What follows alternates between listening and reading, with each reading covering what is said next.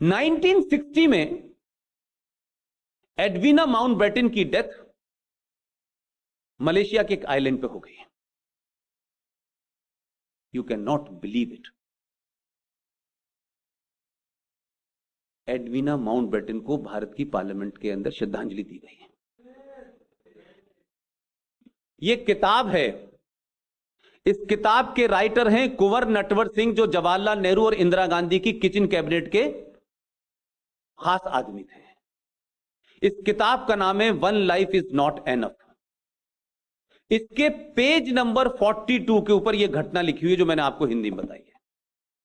अब नटवर सिंह तो आरएसएस के कभी आदमी नहीं थे, न विश्व हिंदू परिषद के थे, तो उन्होंने नेहरू जी की शान में यह गलत बात लिख दी। वो खुद लिख रहे हैं कि यह इतना अनप्रेसिडेंटेड था कि सब लोग चौंकने रहे। लेकिन मैं पूछ रहा हूं कि जो घटना 1960 में थी, उस 1960 की घटना के बहुत सारे लोग पार्लियामेंट में बैठे थे, वो क्यों चुप रहे? मालूम नहीं था या कोई और बात थी?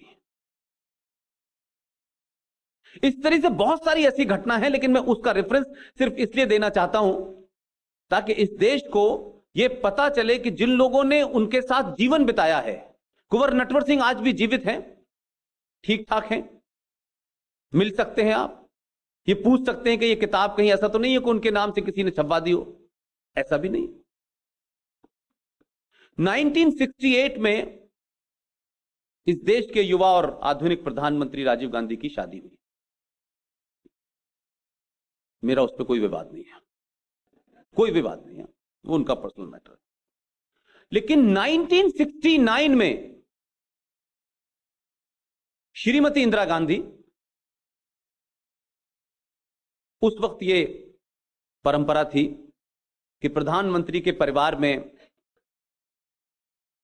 200 साल पुराना भी कोई अगर आदमी जीवित है तो वो प्रधानमंत्री के साथ जाता था।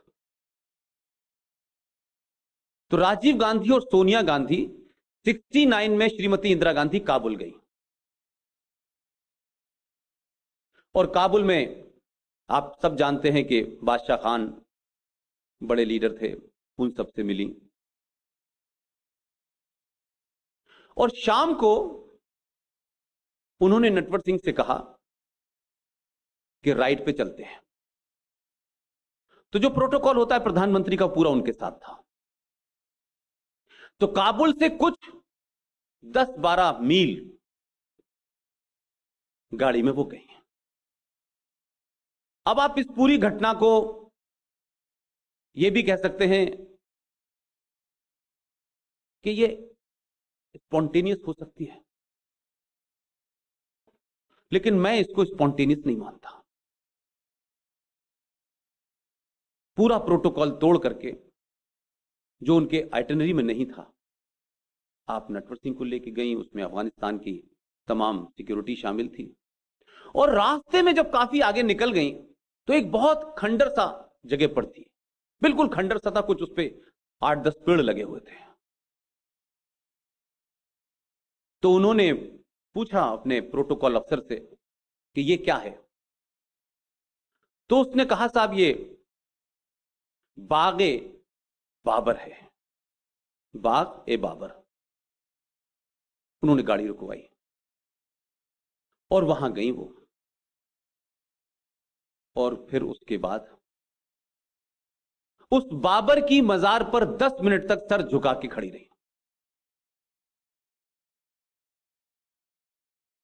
और नटवर सिंह उनके पीछे खड़े थे, और उनके दोनों बच्चे भी वहीं थे। मैं कोई किसी को निजी टीका टिप्पणी नहीं कर रहा। मैं पूछ सकता हूं कि बाबर से, जो अपने मुल्क में जिसकी कोई हैसियत नहीं थी, अगर बाबर उनका हीरो होता तो उसका मकबरा बहुत अच्छा बना होता। वो तो टूटा फूटा सा था। बाबर से कौन सी ऐसा इतिहास जान रही थी वो कि 15 मिनट तक सर झुकाए, उसमें लिखा हुआ है वर्ड, सर झुका करके 15 मिनट तक खड़ी रही। किस बात की श्रद्धांजलि दे रही थी और किसको दे रही थी? यह बात पेज नंबर 144 पे नटवर सिंह ने जिक्र किया है, क्योंकि वो खुद मौजूद थे वहां। अब हम आज बाबर की बनाई हुई राम मंदिर के ऊपर बहस कर रहे हैं। जिस बाबर को खराजे अकीदत पेश कर दी गई हो, नटवर सिंह ने उनसे पूछा कि आप क्या, किस लिए आप आई हैं? तो उन्होंने कहा मैं इतिहास को याद कर रही हूं। अब जिनका इतिहास याद करने का बाबर से शुरू होता है, तो इस देश की दुर्दशा जो आज है वो होनी चाहिए थी।